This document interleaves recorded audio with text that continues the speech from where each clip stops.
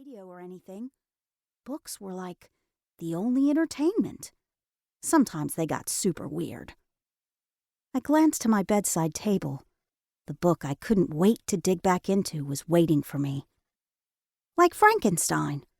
I picked it up and showed it to my sister. Addie cringed at the scary monster on the cover. I placed it face down on my bed. Forget that part. My point is that Frankenstein is only a story about a misunderstood monster. Little Red Riding Hood is just a story about a girl who meets a mean wolf. But they're just stories. Addie's shoulders softened, and she allowed the cat to move from her lap to the foot of her bed. But why would Red Riding Hood eat her grandmother? Just then Gran popped her head into the room. Did I hear the words "eat her grandmother" come out of my baby granddaughter's mouth? Gran's eyes were wide behind her glasses in exaggerated shock. Addie nodded proudly, but the expression on her face showed I'd freaked her out. I hadn't meant to. Not really.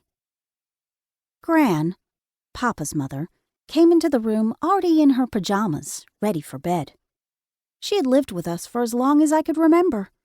She'd moved into our old apartment, temporarily, to help after I was born. She'd done the same when Adeline came along 7 years ago, but it ended up staying. With the addition of my sister, we needed a larger apartment, and Manhattan was expensive. Plus, it made sense with busy schedules and Papa traveling so much. Listen, Gran said to Addie. Your big sister is full of stories. It's something that'll serve her well someday. She sat next to Addie on her bed. But for now, you just ignore it and have sweet dreams. Gran pulled the quilt up under Addie's chin. She tucked it in all around her until she was like a burrito. Addie smiled happily. We both loved having Gran live with us, me more than anyone. Gran and I were super close. I'd even been named after her. Night, Gran, Addie said, barely able to hold her eyes open. Gran winked at me as she left the room. She'd be back later to say goodnight to me, once my dads had gone to bed. She knew I'd still be reading. Finally, I grabbed my copy of Mary Shelley's Frankenstein. Addie's eyes were closed, but just in case, I removed the dust jacket with a picture of Frankenstein's monster. Not too late, kiddo, Papa said. Early flight for me in the morning, so I won't see you. He leaned in and whispered, in case Addie hadn't quite drifted off yet. Keep that goofy sister of yours out of trouble, okay? I pressed my lips together and nodded. That was easier said than done. Addie tended to get into a lot of mischief. Still, I said, I'll try. Dad got up from his chair. He gently pulled one of my braids and kissed me on the forehead. Sweet dreams, Molly Moo. Papa leaned over and gave me a hug. He always smelled of woodsy soap, and his beard tickled my cheek when he said, Sleep tight. Love you. I love you too. Our dads kissed a sleeping Addie goodnight too.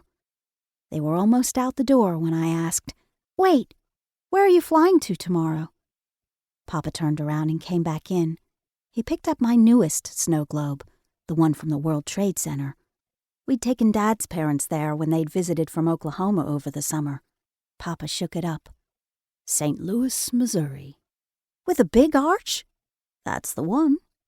He looked at me with dark eyes. Addie had them too.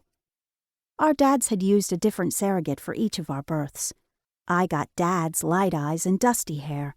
Addie got Papa's beautiful darker features and curly hair, which she claimed to hate. I sat up straighter, opening the thick book to the marked spot. Papa? Yeah? Don't forget. I didn't have to say exactly what he needed to remember. Papa always knew. Never. One St. Louis snow globe coming your way in a couple of days. Papa put the globe back and left my room, leaving the door open a crack. I arranged my pillows to make the perfect reading nest.